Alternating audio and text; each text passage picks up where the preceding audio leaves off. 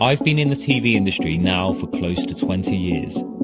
I've been there for the startup of local TV companies right through to travelling the world filming sports events. I've worked for major broadcasters including ITV, Sky Sports and the BBC. I have been in and out of newsrooms, been on film sets and even filmed prime ministers and royalty. I love my work and I love the medium of film and television.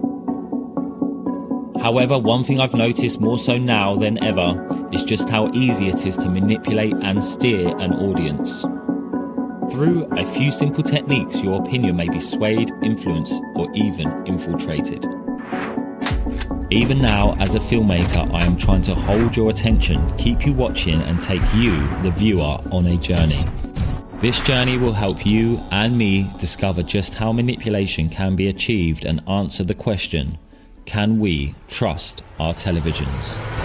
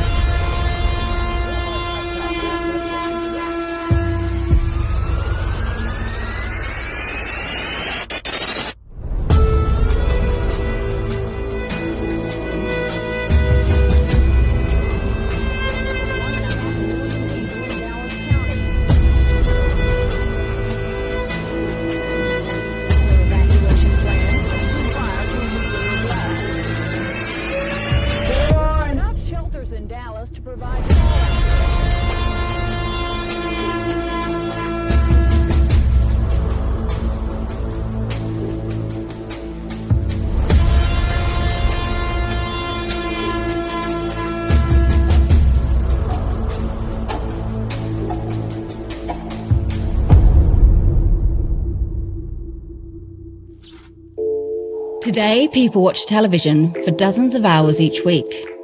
It could be said that this has been, and still continues to be, one of the most trusted means of communication. But what if you discovered that that very source of information you were introduced to as a small child and had learned to love was a means of controlling your perceptions, your views, your choices, your emotions, and consequently, your behaviour? To understand this, let's look back at a brief history of television, its inception, and how its content has changed over the years. Television became available in experimental forms in the late 1920s, and after World War II, an improved form of black and white TV broadcasting became popular in the United States and Britain. Television is most certainly here to stay. It's going to brighten the world of your home.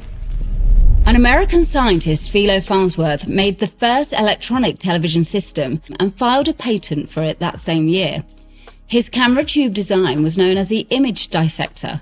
Like Nikola Tesla, he was ahead of his time.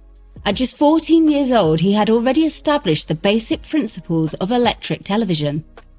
Farnsworth's invention was intended by its creator to educate people through cultural and sports programs to bring more understanding to the world. According to his wife, Pim Farnsworth, Philo saw television as a marvellous teaching tool. There would be no excuse for illiteracy, and parents could learn along with their children. News and sporting events could be seen as if they were happening in real time, and we would be able to see and learn about people in other countries and lands. All over the world, differences could be settled around conference tables without going to war. This is the famous Dr. Philo T. Farnsworth, who invented electronic television. Unfortunately, the television was swiftly used for other purposes that certainly did not comply with those of its inventor. People were not being educated through his invention, nor had the world's problems been settled. Sadly, according to his son Kent Farnsworth, he felt that he had created a monster, and he felt that people wasted too much of their lives watching television. He was reported to have prohibited the viewing of his very own invention in his own home. Farnsworth died on March 11, 1971, without seeing the realization of his invention used in the way he had both intended and envisioned. Farnsworth's device is now being used to control the perceptions of billions of people all over the entire planet.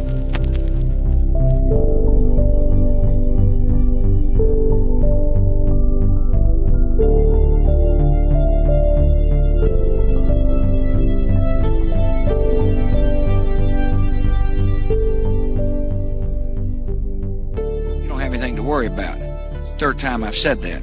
I'll probably say it 3 more times. See, in my line of work, you got to keep repeating things over and over and over again for the truth to sink in, to kind of catapult the propaganda.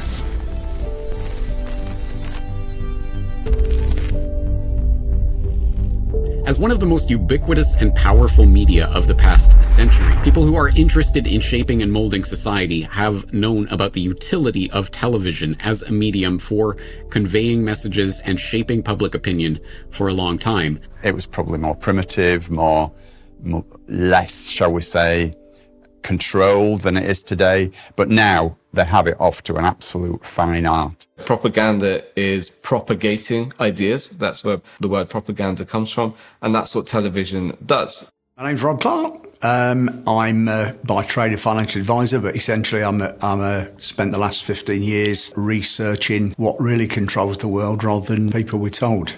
People say to me, I trust the media. And I say, well, the media have got a terrible record of telling you lies. Why would you trust them? The easy one to throw out, of course, is weapons of mass destruction in Iraq, which the lovely Tony Blair told us all, which complete pack of lies. They told us that Hillsborough was the fault of a load of drunken scousers. Took a long time, but it came out. Obviously, that's not the case. The death of Weapons Inspector Dr. David Kelly. I could go on, of course. My name is David Chow-Lambus, and I have been studying perception for 25 years. A lot of the time, it's the other guy's bad, our side's good. So pretty much all conflicts, those entering it, most of the people think they're on the right side. Not many people really willingly admit they're on the wrong side of history. But I think over the last 20 to 30 years, it's really, the science has moved on so much. At the finer details now, they can really condition narratives to affect people on a massive scale. And this is what's causing a lot of, this group think that's going on. I'm Patrick Fagan. I'm a behavioral scientist. I work helping brands and political campaigns use nudging. And I was formerly the lead psychologist at Cambridge Analytica. Both Iraq wars used propaganda very heavily, and they use what's called the truthiness effect, where something that's concrete feels more real than something that isn't. So if you can present an image, a visual to people, that's much more persuasive. For example, there was this story of Saddam's soldiers pulling babies out of incubators, which is a very visualizable, horrible, emotional image. But it wasn't true, and it was essentially the girl who testified this was the daughter of a Kuwaiti ambassador. A PR firm, Hill & Knowlton, amplified the story. So this was pure propaganda to get people to accept war through television. And then in the second Iraq war, of course, we all remember Colin Powell holding up a vial of anthrax and saying we have to invade because they have anthrax. But again, it's a very visual thing. At Davos, at the World Economic Forum gathering in 2007, Rupert Murdoch of the Fox Television Corporation and a string of newspapers as well, admitted openly that he used his media empire to try to sell the American public on Bush's Iraq war policies. Good, strong news organizations can, by disclosing things, can help shape the agenda. But in terms of you having a global media enterprise, have you shaped that agenda at all in terms of perceptions of the war, in terms of how the war is viewed? No, I don't think so. We've tried. It's not just war. This propaganda includes military, of course, but also consumer propaganda, corporate propaganda, diet, food propaganda, public health propaganda. There's the AIDS crisis in the 80s, tightly controlled to a very narrow narrative. And it helped to pave the way for a giant pharmaceutical industry that would profit off of this. This propaganda can also be a bit more subtle. You also have a film like Dirty Dancing, where the director has herself admitted that the film was just a vehicle for a pro-abortion message. Number one of the characters has an abortion, so it's just normalizing abortions to middle America, as the director said in her own words. But secondly, there's this implicit message where a woman has her life derailed because she got pregnant. And if you get pregnant, then that's going to take over your life. You can't go out having romantic dancing anymore. You can't just put a baby in the corner, as the saying goes. Not to say whether the message is right or wrong, but just the fact that Hollywood was used openly, admittedly, as a vehicle for propaganda here.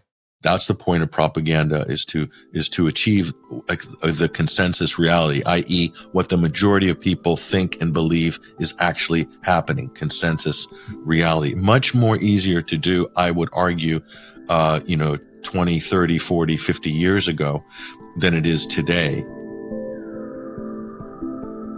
Bowling is a healthful recreation that the whole family can take part in and enjoy together all year round. My memories of TV when I was a child were very much around, there was the 9 o'clock watershed. If you were watching TV before 9 o'clock, you knew it was okay as a kid to be watching that. My name's Neil Winterton. I'm the pastor of Munsley Free Church in Norfolk. You weren't exposed to the same level of violence or sexual content. And certainly the adverts in things were far less sexualised. My name is John Hamer. I'm a geopolitical researcher, analyst, public speaker and author for the past 25 years. I mean, television in the 50s was a totally different beast to what it is today. It was far less, shall we say, in your face. It was very much more family orientated. The news element of it was pretty boring as a kid because it was either deaths in Northern Ireland or the Americans killing people in Vietnam. But it was an authoritative medium, really, like the newspapers that preceded them. More or less what was on there and what was said went, and nobody really questioned anything at that stage. I mean, my father used to always insist you've got to watch the news because you need to be informed.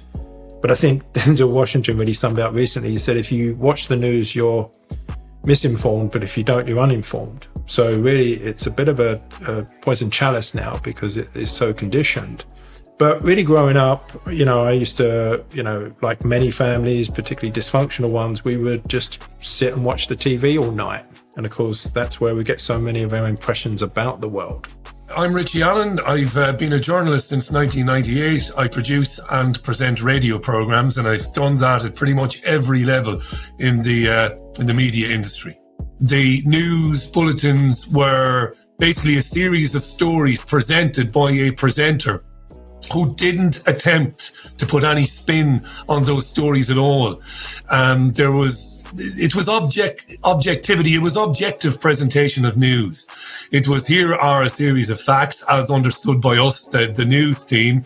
Here is a quick conversation with a person, followed by a conversation with a person, maybe with an alternative point of view. And then it was really left up to the viewer to determine what to take out of what they had just seen. What I do remember, I have sort of fleeting memories of the Watergate trial on the mainstream media in the U.S., scions of journalism and news anchors like Walter Cronkite, for instance, Dan Rather, Ted Koppel, these trusted voices, these trusted names in news. The British equivalent would be, Jeremy Paxman, Martin Bell, and these sort of characters. So this is where the nation was. This is where their attention was. This is where the information was. And there wasn't much choice, really. My name's Tony Gosling, and I worked for the BBC between 1989 and 1993. Looking back on it, it was a golden age of television, the 1960s and 70s particularly. What we were doing in broadcasting in the early 90s was a challenge. It was say, for example, the first Gulf War, when the Americans and the Brits and the so-called coalition of the willing invaded Kuwait and started attacking Iraq. For example, one of the things I did was I got the campaign against the arms trade onto the radio in London, talking about how we had been selling Saddam all these weapons, and they went through a whole list of, various bombers and things that we'd been selling to Saddam, saying, oh, well, now we hate him, but hang on, last 5 minutes ago, we were selling him all this stuff. So it was a very different world, not quite so immediate, but actually much more thorough. My background in TV and media, I've been working in that business since I was 18 years old, and I'm not going to tell you how old I am now, but I've been working in it for pretty much all my life. We had very good, seasoned, older reporters when I started, when I was young. And so we really developed stories quite well. And I would watch them go out and work the phones and work their contacts and put these daily reports together for a daily broadcast, hit the deadline of 6 o'clock and do it, but they did it well. That to me was comprehensive newscast and comprehensive reporting, which I don't see nowadays.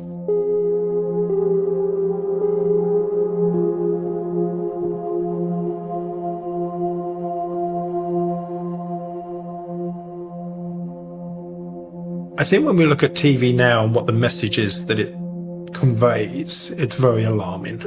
I think what you really understand is when Plato said a few thousand years ago, those that tell the stories rule society, that where do most people get their stories from? And it's TV.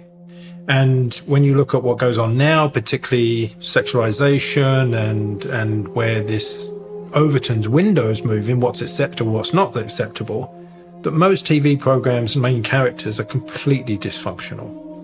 And particularly children are very impressionable, and we look for the people that we admire and influence us. And I think the role models in society now are really concerning. The content is absolutely becoming dumbed down. It's becoming more sensational and emotional because that's what people by nature pay attention to and engage with. And that's the currency of content creators is attention and engagement, so they want to make it emotional. And also it's become kind of laden with social engineering agendas. It seems like the entertainment and information is taking more and more of a backseat to persuading people to believe certain things. And we know there's a report from the Behavioral Insights team, who is a kind of governmental behavioral science unit, and the report says that they should put these nudges into not just news but things like soap operas as well, where you think you're watching it for entertainment, but there's actually these agendas to get people to eat insects, buy heat pumps, drive less, and so on. You go out and see the world,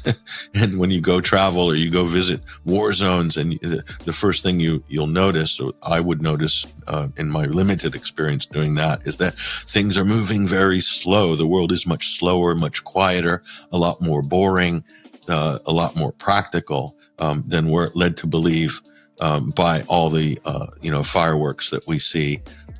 With all the media magic. And when you start laying in the music below and you start putting the theme tune in, add some graphics and some, transition, all of a sudden you've got something happening halfway across the world. When you actually go there, it's a very different thing indeed. There is a quote about television that it is purely disinformation. And that doesn't mean it's false necessarily, but it means that it presents things completely out of context. So you might see some footage of a playground in Ukraine being bombed, and you'd feel a very strong emotional response to that, but it's completely divorced of any kind of analytical context. So who bombed it, why, when, where, what was their reasoning?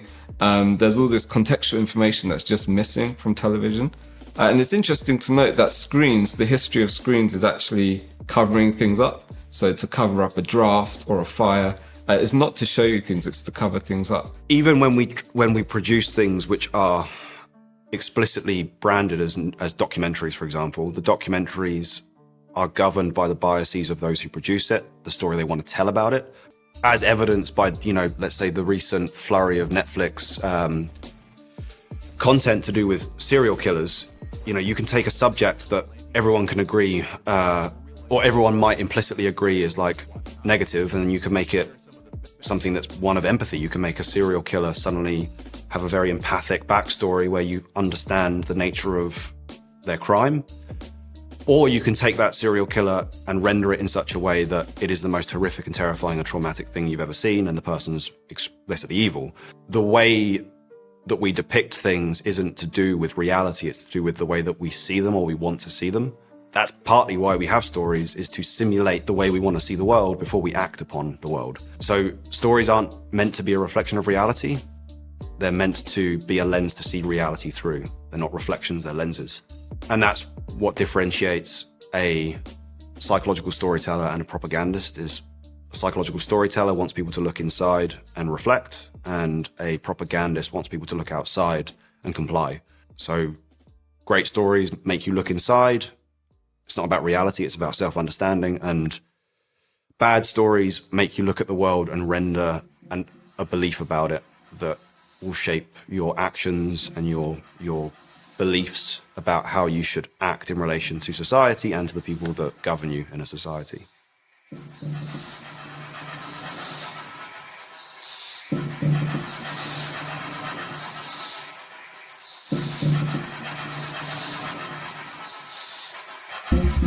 Television is a massive, massive hypnotist to the global mind. Mass hypnosis. And that is the greatest hypnotist on the planet. And that's the basis of why it was created. You only have to read the book 1984 to realise how influential that little screen at the edge of the room can be. My name's Henry Widders. I'm the North West Lancashire chairman of the branch of the National Union of Journalists. It's got a hypnotic level to it, and I think people who are in marketing, for example, they're fully aware of this, and that's why so much is spent on TV advertising, for example, because they know it does work, they can influence people, and it's the same with the news. It's very easy to manipulate a viewer because seeing is believing, and if you see images, you'll just kind of believe it's true. There's loads of examples of what's called the mere exposure effect, where if you expose people to something, they'll like it more, and also the more they see something, the more likely they are to believe it. For example, corona sales increased by 40% in 2020 just because people kept hearing the word corona. The suicide rate increases when there's a famous suicide in the news. So we're very kind of manipulatable, and it's all about what's at the front of our mind. And if you're watching TV, then it can influence what is at the front of your mind and therefore how you'll behave. I spend a lot of time talking to psychologists and behavioral scientists, and most of those really won't watch much TV because we're really vulnerable, and we're more vulnerable than we realize, and in so many subtle ways, because what happens is that we think we have much more control over what we can discern than we actually do. There's so many studies that prove this, that there's one particular one that in a supermarket they would play certain types of music, French or German, and that reflected in the sales of the wine. So if they played French music, the French wine sales would go up significantly. But when people were quizzed whether the music had any impact, they always denied it. And most of them didn't even hear it. So in fact, what's going on is the stuff that's subliminal, that we're not consciously noticing, is having a big impact on our impressions and our drives. But yet it's not within our awareness. And that's really where it becomes very dangerous, because advertising, a medium in particular, is really stealth a lot of the time, that they can influence us without our knowledge and mostly without our consent. Sadly, I'd say most people are very trusting of the media. And you get this crazy situation where people will say, oh, you don't want to believe what's on TV. And of course, then what do? They completely believe what's on the TV. So the influence that the media have is almost like a drip feed thing. You might not see one program and instantly sort of change the way you live your life or your outlook or your worldview, but it will be like a drip effect of the way people's opinions are changed. It essentially defines how people perceive reality. It defines what they think is normal. It defines what they think is possible. It's a bit like in 2001, A Space Odyssey, where the big black monolith changes what the chimpanzees are able to do and how they can use tools. Television is kind of the same in that it puts these images in your head that change how you see the world and change what you think you can or should do. So even if you're watching TV critically, it's still putting these images in your head that defines essentially how you see the world. 49-year-old unidentified man went berserk last night. Where does she get her view of the world? Shotgun. 14 people are dead, including 3 Who will be her role models? Never been a better time to buy. What values will she have?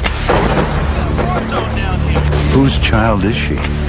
Yours or the network's? Take back your children. Turn off the TV. When we look at how dynamics play out in the world, Henry Tajfel, who was trying to understand prejudice, found out that really group identity pushes so many people's behavior, which is why the media is using these, conspiracy theory, anti-vax labels, because once a person has that label, they're ignored and dismissed. And I think that's what's going on, is that people really, most of their behavior is for being on the same side as those they serve. And a lot of people won't question it as long as they're told it's for the greater good. Generally, seeing is believing. And if people see something, they have a bias that they'll just believe it's true. And there was a very funny example this year, I think, where a NASA scientist, I think, released a picture of a star, but actually it was just a piece of chorizo. But everyone believed it was a star because they could see it in this picture. There are many other examples. For example, Panorama did an April Fool's Day special where they had spaghetti trees that grew spaghetti, and people were phoning up to figure out how could they plant their own spaghetti trees. There was another BBC documentary called Ghost Watch, which again was a spoof with Michael Parkinson, but people believed it. Some people got really scared. Apparently one person even killed himself, I think. So yeah, if it's on TV, generally speaking, people will believe it. I don't think we've ever known a time when so many people have been so dumbed down and so uninformed as they are now, ironically, with so many choices. You would imagine, well, that's great. There's plurality. We've got plurality now. You've got so many news channels. That's great. That means that people can get a more objective view, a more balanced view. But it hasn't worked out like that. Manipulating the viewer is the entire function of storytelling. That sounds really cynical. It's not. It's myths and stories arose naturally in the evolutionary process as a means to store ideas and to imprint those ideas on others through the imaginative drama of giving people an imaginative circumstance in which they can see themselves. And our minds are incredibly competent at creating fantasies in our imagination which have exactly the same resonance as real-world experiences. So when you can control the means by which people digest those stories and you can control the messages that are within them, you have the capacity to forge and shape a person's worldview by giving them experiences that convince them of something, because you can give them simulated circumstances that are totally unnatural but seem natural. It is the most powerful force in the world. The word authority is derived from author. Those who have authority over you don't have authority because they have power because they author the stories that you use to understand yourself and society. Drama is society talking to itself about itself. If you can hijack people's dreams and their myths, you can hijack their value system. It is the most important mechanism that we have. And there's a great defector from the Soviet Union called Yuri Bezmenov, who defected from the Soviet Union. He was a KGB agent, and his job was explicitly to manipulate what was called ideological subversion, which is how you manipulate populations to do your bidding. And he defected in the 80s and explained very clearly to the CIA and to even news broadcasters in the US the actual methodology of how you slowly manipulate a culture through the media and through various mechanisms to effectively become subservient to an ideology. Power structure. Okay, the natural bodies of administration, which are traditionally either elected by people at large or appointed by elected leaders of society, are being actively substituted by artificial bodies, the bodies of people, groups of people whom nobody elected, never. As a matter of fact, most of the people don't like them at all, and yet they exist. One of such group is media. Who elected them? How come they have so much power? Almost monopolistic power on your mind. They can rape your mind. But who elected them? How come they have a nerve to decide what is good and what is bad?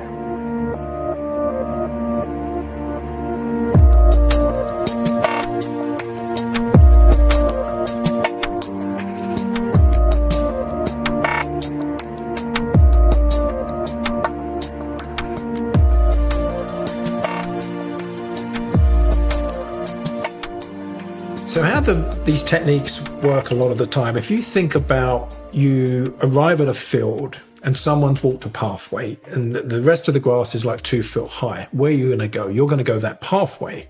Now that really, in the media term, could be predictive programming. Someone's laid the pathway which you're going to walk, and a lot of the public won't generally critically think about things. They just walk the easiest path. Now, if you had 2 pathways, then you've got a choice and a decision to make. And what the nudge department do, which is these behavioral scientist people, they look to influence you to go down the pathway that they want you to go down. So if they want to sell you more product and all these other things, they're going to use, one of these couple of hundred techniques, these biases, to push you down a particular pathway. And most of the time, you're not really aware that that's happening. So much of it's very, very subtle. Children don't want to be told what to do. If you want them to eat vegetables, you can say, eat your vegetables. Doesn't go down very well because it's not their idea. But you can put one level of obfuscation up where you give them a choice in the build-up to the vegetables that makes them think that they've already made the decision to eat the vegetables, such as, do you want to eat your vegetables off the blue plate or the green plate? And suddenly they're active participants and they don't even notice that there's an idea that they were about to contest. They forget that idea because they were given choice. Green plate, blue plate, red plate, blue plate, Democratic Party, Republican Party. You give people the sensation that they are participating and making their own choices while subversively generating a bunch of other content that distracts them with meaningless noise. Stories, and film especially, is all about having an idea that you want to deliver into the mind of the audience and then subversively layering it in and putting twists and turns in such a way that they're not told what the theme of the story is. So there's many techniques that television use to manipulate people. One of them is building social norms, which essentially, if you see your characters doing something in a soap, then you'll believe that that's the popular done thing to do. You think that's what everyone else does, and therefore you're more likely to do it as well. Television also constructs reality, what you think the world is like, what you think is possible, desirable, and that of course influences your behavior as well. They can imply things. For example, in advertising, rather than saying that the broadband is fast, they might just show a picture of a very fast car so they can communicate things implicitly, subconsciously. So there was one experiment where they had people watching a normal news story or watching a CNN kind of news story, which had all the banners scrolling along the bottom, that kind of thing. And they were much more likely to believe the CNN one because their critical thinking was overwhelmed and they weren't able to critically, rationally engage with the information. There is a famous saying that the medium is the message. And so television is using flashing imagery, and that is much more persuasive than normal text. In film, you are utilizing the entire range of human sensations. Sound, color, light, body language, environment, music, editing, juxtaposition. So the goal is to make people emote when they think they're thinking, but they're actually emoting. And the filmmaker is composing that emotional tapestry without the audience knowing that it's there. We've got colours, we've got sounds, and we've also got the fact that the way that TV operates, it's a flickering image. Okay, so it's not a constant still picture, it is actually a flickering image. And at certain wavelengths, those flickerings can trigger certain responses in our brains. In November of 1969, Herbert Krugman, who went on to become the head of public opinion research at General Electric headquarters in Connecticut, he was conducting some research that involved taking volunteers and attaching electrodes to their brains to monitor their brainwave activity while those subjects watched television. And he found that within about 30 seconds of the television being turned on, the brainwaves of these television viewers switched from predominantly beta waves, which indicate alert and conscious attention, to alpha waves, which indicate an unfocused, receptive lack of attention, a state of mind often associated with daydreaming or just coming out of sleep. Even as late as 2018, similar research has been conducted and has shown similar results, that the television does have an effect on the brain wave activity and the brain the conscious state of the viewer.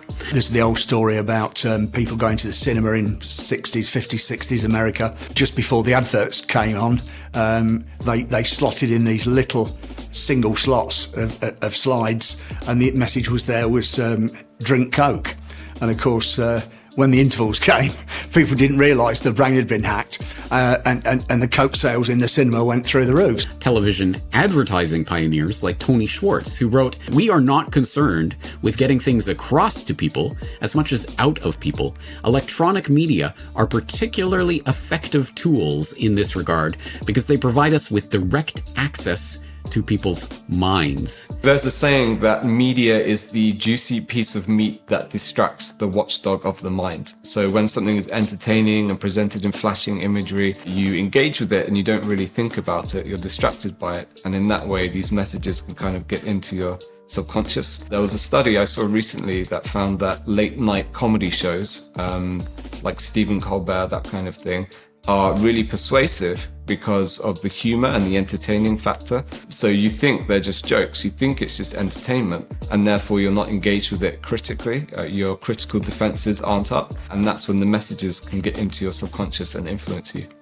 I'm standing live out here doing nothing, telling you but something I could be telling you from the studio, or you don't even need the person there. But that's kind of what we do. It's all, we're going here, we're going live there, we're doing this. Yeah, look at us, we're moving, and we're telling you everything you need to know in this kind of blown out of proportion way a lot of the time. It's really boring to say it's not as bad as you think. That is not going to sell anything, and that's not going to get any viewers. The news is so negative, to put it bluntly. It's because no one's interested in good news. I mean, there's been research done on this, and in news reports you'll have and finally, a cat was rescued from a tree. There'll be a bit of good news tagged on the end. But yeah, the fact is most people aren't interested in good news. And there is a phrase, if it bleeds, it leads. So basically, if there's a car crash and someone's hurt or something, that will be a front page story, or the front of the website, because that'll get the most clicks. It's what people are interested in. If you notice, we tend to lurch from one crisis to another constantly. A fearful population is far more easily pliable than a happy, healthy, carefree population. Fear is the currency control. You get people into an irrational state, and then they're much more malleable. If you're selling a burglar alarm, you have to convince the people that there's a lot of things to be scared of. So a lot of products are sold focused on negative and moving away from something, because predominantly people are more driven by avoiding losses than they are actually gaining wins, as it were. Even in my days as a news reporter, in the 70s and 80s, we always tended to look for the negative angle, I suppose. And that's probably a perception of what the public want to look at, want to read, want to hear. We have a hardwired bias that's called the negativity bias. So we pay more attention to negative things than we do to positive things. There's also something called loss aversion. So if you lose £50, that hurts about twice as much as it feels good to win £50. So we're just hardwired to pay attention to negative things for survival value. And then the news, their currency is attention. So they'll create anything which grabs attention, and that tends to be negative. One of the big ones is, look what's happening to this poor person. Thank God it's not happening to you. If there's a small forest fire that's maybe blocking part of a highway, and so there's actually single lane traffic and it's moving, we will just blow that out of proportion and say the highway is closed, or the highway might be closed, and we're pumping up the drama so that we're scaring you. Everybody, you should be scared right now of this little fire in the hills. I think there's also an aspect where news stories, whether it's deliberate or not, they tend to find the most polarizing events, and people get very angry and conflicting on both sides. Piers Morgan, Jeremy Vine, they do the same thing, where they find these issues that are going to rile up the highest number of people. I think also you could make the argument that it's a useful tool for social control to keep people stressed and scared and angry, because then they're not going to be thinking clearly, thinking rationally, and people are much more manipulatable in that state. We as news producers, we couldn't even lend our voices to advertising voiceovers. That's how strict it was. You're a news person. You present news and you do that as objectively as you can under penalty. And all of a sudden, I began to see content coming out of the United States through Irish television. And I thought, this is insane. Commentary replacing journalism. Loud and brash and often obnoxious presenters screaming a point of view, a very specific point of view, down a camera lens into people's living rooms. And I could see the problem with that. You know, I could see how echo chambers could develop and how negative that would be in terms of people getting a rounded picture, a full picture of what was really going on. We'll never see that here, I thought, that level of propaganda, you know, of a news anchor delivering an agenda on behalf of a political party or on behalf of a special interest group. It'll never come here, I said. I was wrong.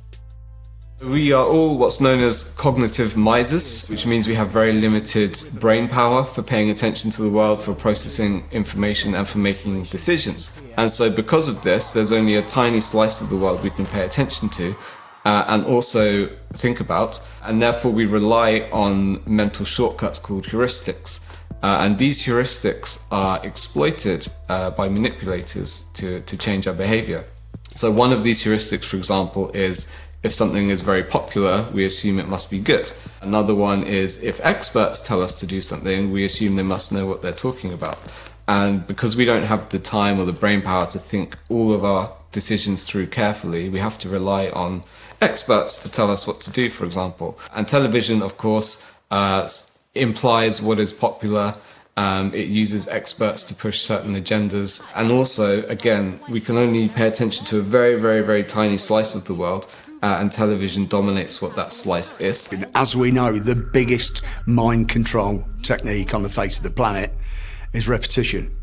If you tell people black is white enough times, they'll eventually believe it. And that's what the system does all the time, repeat it. So the repeating of information of the same line and presented in the same way across different channels, for example, is a way of manipulating people's views.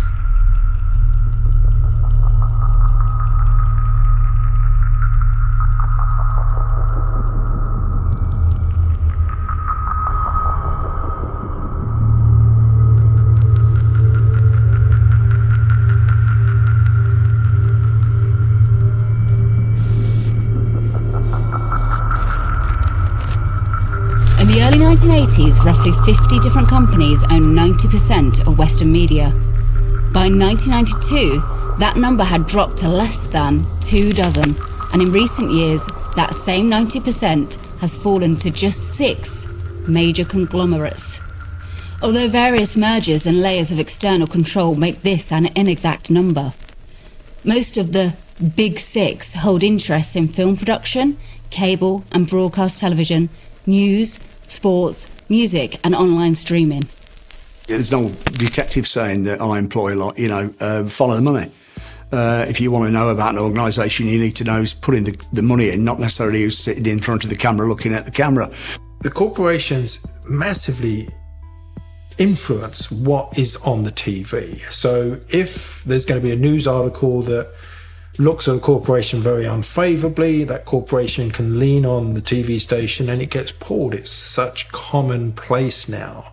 Who pays the piper chooses the tune is really a key point here. There's a famous video on YouTube and on various other media channels that shows a composite picture of literally hundreds of news broadcasts where all the presenters from all these different companies, which are all part of the same company when it comes down to it, saying exactly the same words. Hi, I'm Fox San Antonio's Jessica Headley. And I'm Ryan Wolf. Our greatest responsibility is to serve our Treasure Valley communities, the El Paso, Las Cruces communities, Eastern Iowa communities, Mid-Michigan communities. We are extremely proud of the quality, balanced journalism that CBS 4 News produces. But we are concerned about the irresponsible, one-sided news stories plaguing our country. The sharing of biased and false news has become all too common on social media. The sharing of biased and false news has become all too common on social media. More alarming, some media outlets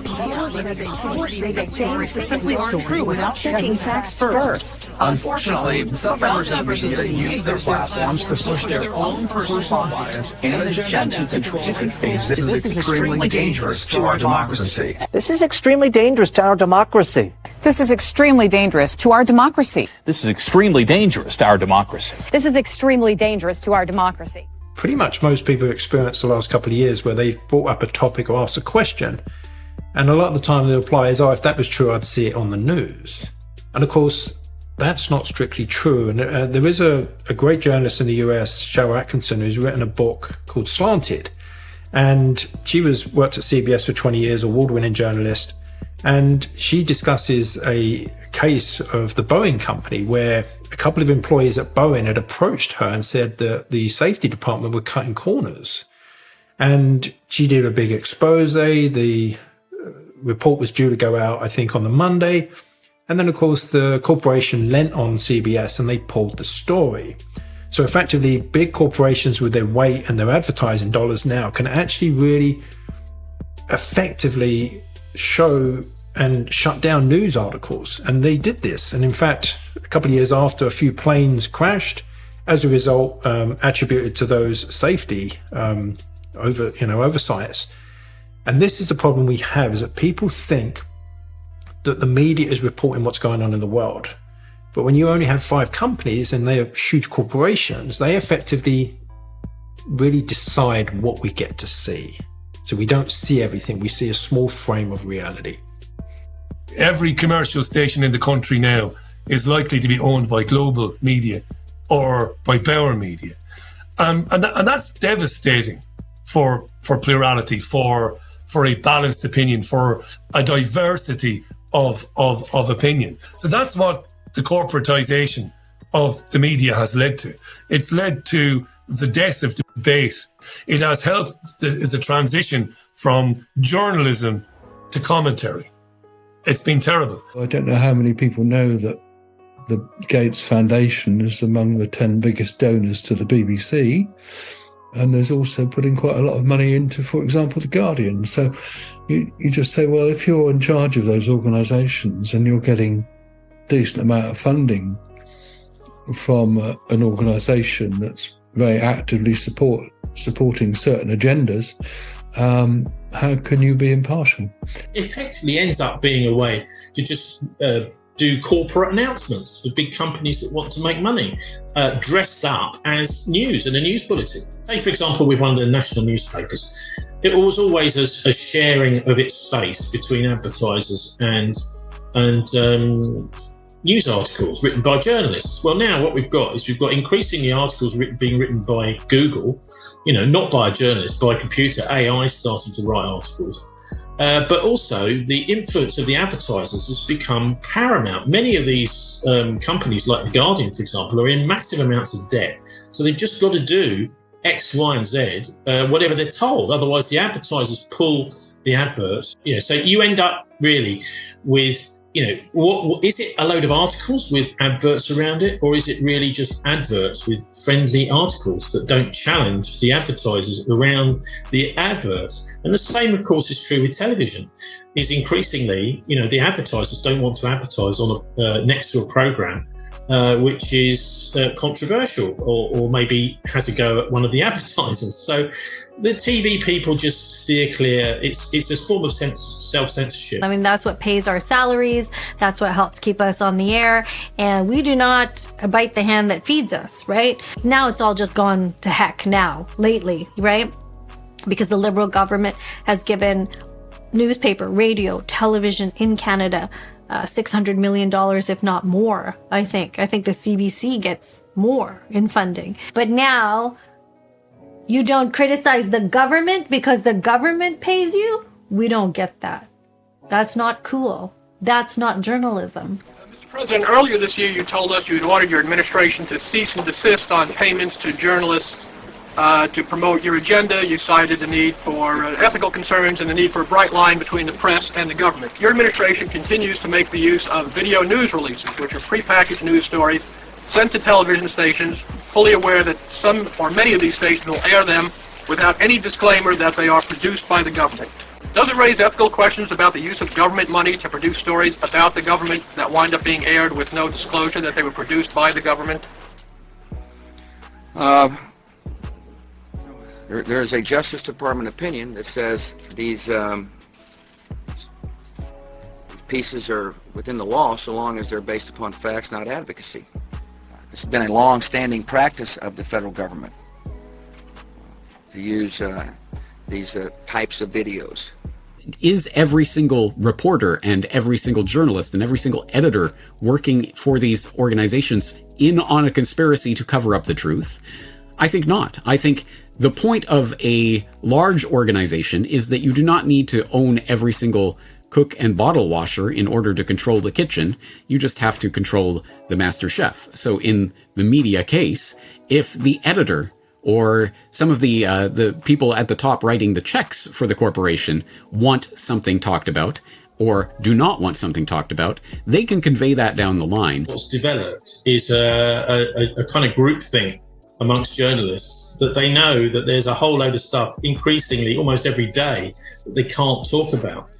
So you've ended up with, we can't say that, we can't say that. So there's all these silly rules, and human beings actually that want to make money are quite good at picking up these rules, I think, in my experience. These are the unspoken rules, follow those unspoken rules and you'll keep your job. Well, I think they're very much institutionalized. There's a certain culture, there's certain corporate culture. They do pay them well. A lot of these media outlets run at a loss. And so they're basically subsidized in different ways by bigger conglomerates or by the state. They are institutionalized, and there's a certain way to present information in triplicates, or present propaganda in triplicates. The way that they present arguments, straw man arguments, logical fallacies. These are the main talking points. And then you see this repeated right across. So now political parties are distributing talking points to multiple media outlets. So it's not uncommon. You're going to see literally verbatim the exact words. In the U.S., it's really bad in the U.S. So all the media outlets who support Democrats are basically given talking points of how to react to the recent Biden classified document scandal. And they use the exact same adjectives to describe it. So there's a memo that's gone out, probably from the DNC or a political consultancy firm that's managing that, John Podesta, whoever. There are many journalists who've come out of that stew of television news reporting to talk about the ways that when they went into certain subject areas, they were told, sometimes implicitly, sometimes quite explicitly, that they were not to pursue that idea any further. The great conspiracy of media production is not that a load of people are in on some agenda to manipulate the public for the best interest of a handful of very powerful people. Those very powerful people have fed the industry the idea that those people are in service to an ideology of virtue and progress. And they don't question where the money comes from, as long as the money goes into their account. They're incentivized morally and financially to act in a way that is antithetical to human nature. And that's, unfortunately, why we have such a mess of products. But the free market is now wising up.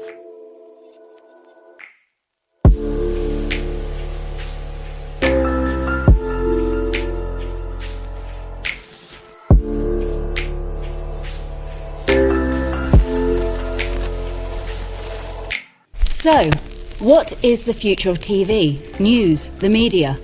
Well, current trends show a drop in trust by the public.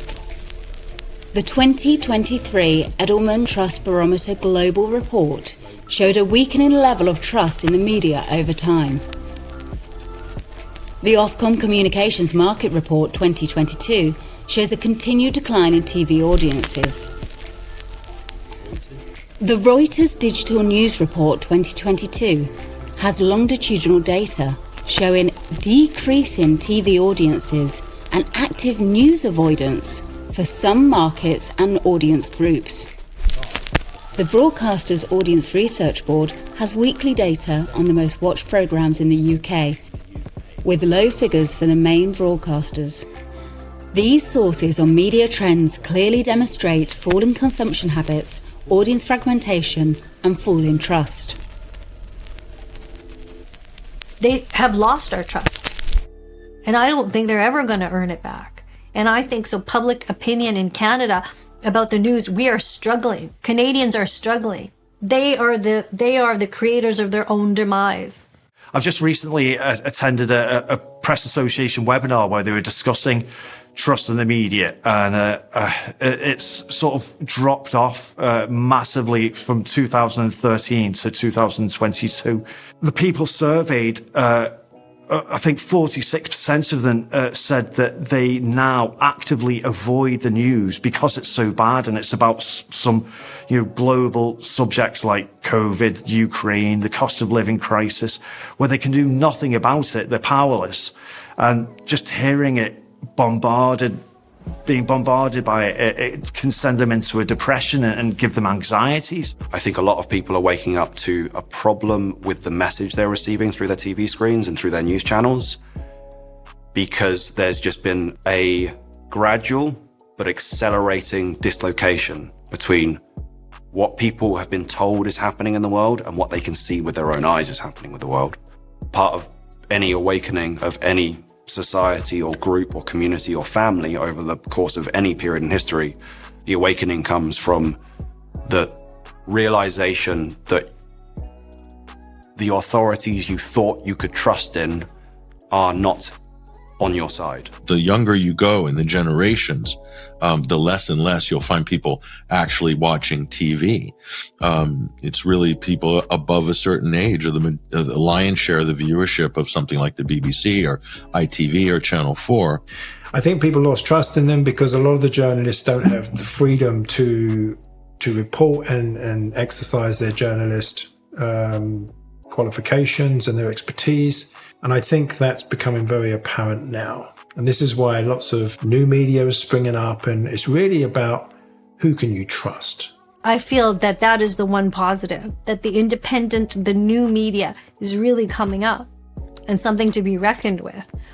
If the trust in the mainstream media is eroded, it's just fanning the flames of a fragmented media where people are driven to find their own sources that they trust, sources that are uncensored, that really ask the right questions. That's the mantra of all change, is that people that actually have moral integrity, eventually that will be recognized and rewarded. The alternative media is a problem to the system.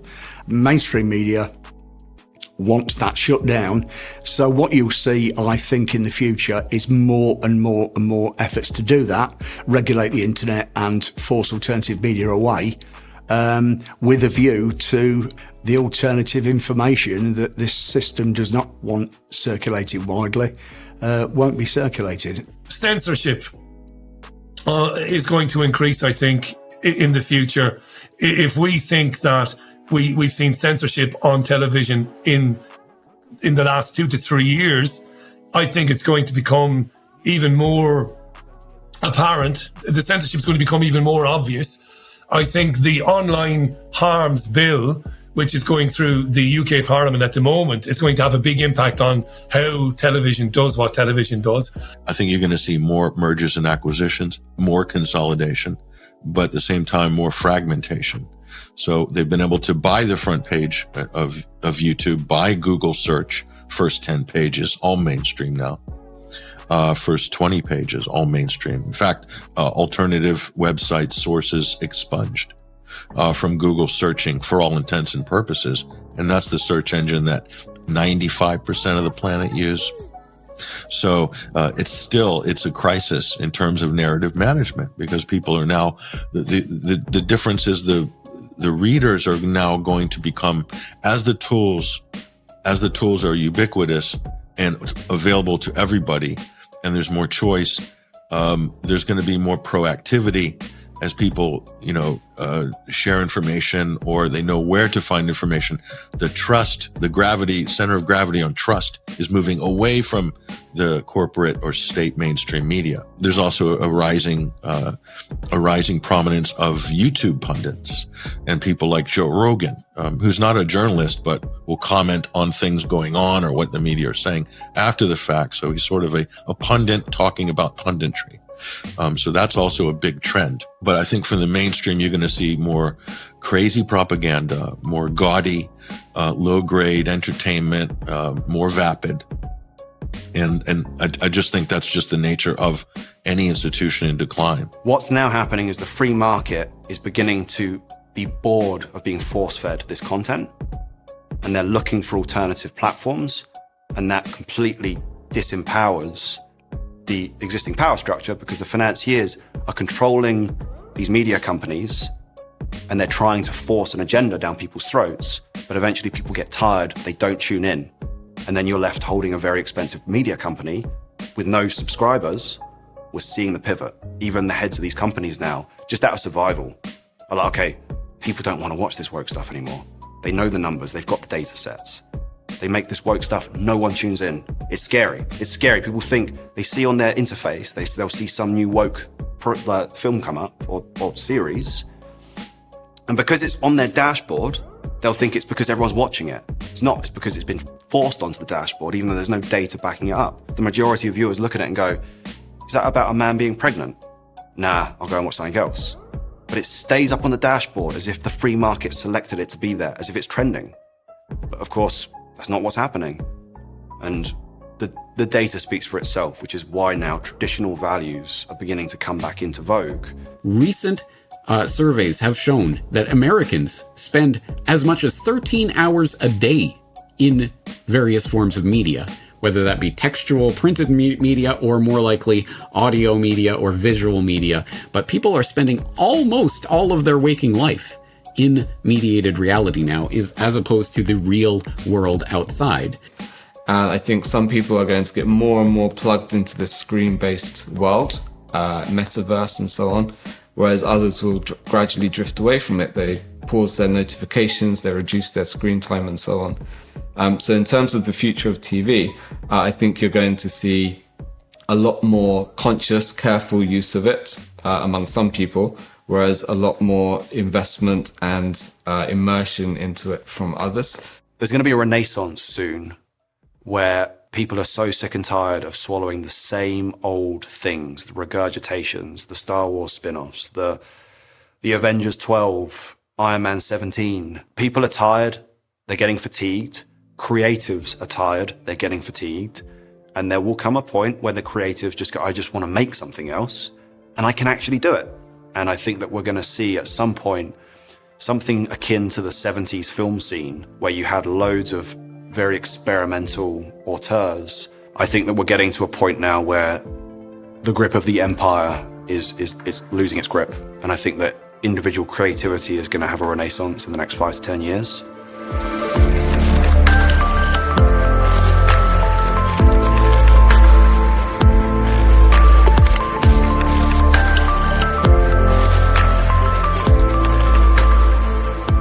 People and 62 million other Americans are listening to me right now because less than 3% of you people read books. Because less than 15% of you read newspapers. Because the only truth you know is what you get over this tube. Right now, there is an entire generation that never knew anything that didn't come out of this tube. This tube is the gospel, the ultimate revelation.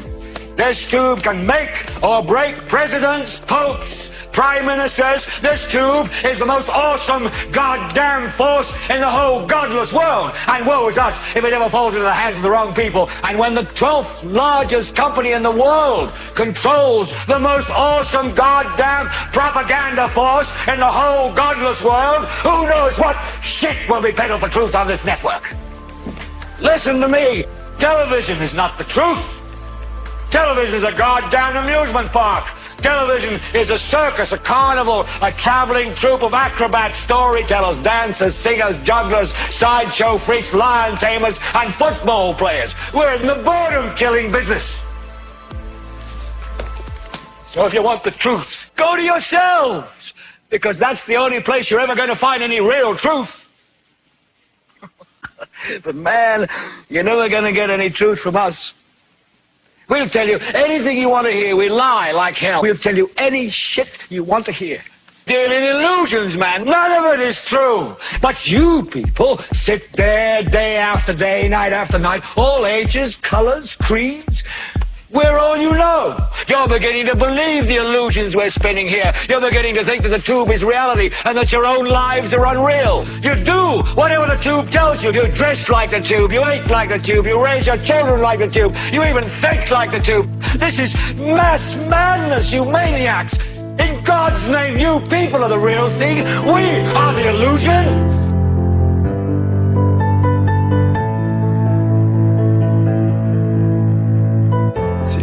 So powerful that really, if this information was given to the public could really take a lot of power back. They could really start to improve their lives. Telling the truth, not being part of a television, being part of what television was supposed to be, is information that stands for the people. That's what I want to be remembered for.